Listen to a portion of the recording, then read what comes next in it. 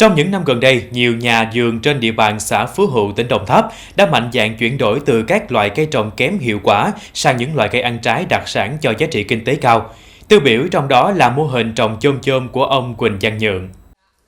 Với diện tích 1 hectare, ông Nhượng đã chuyển toàn bộ sang trồng chôm chôm Indo được hơn 10 năm.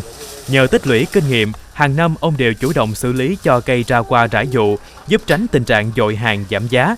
Trong vụ thuận năm nay, ông xử lý ra hoa cho 3.500 m² diện tích vườn, thu hoạch đạt 7.000 tấn trái thương phẩm, với giá bán 30.000 đồng mỗi ký, trong khi chi phí sản xuất chưa đến 10.000 đồng mỗi ký. Sau khi trừ toàn bộ chi phí, ông Nhượng thu về lợi nhuận trên 140 triệu đồng. Trong vụ nghịch đầu năm, ông Nhượng cũng bán trái cây với giá khá cao, hơn 50.000 đồng một ký. Ông cho biết cây chôm chôm dễ trồng, ít sâu bệnh, ít tốn công chăm sóc mà hiệu quả kinh tế mang lại không thua gì những loài cây ăn trái đặc sản hiện nay.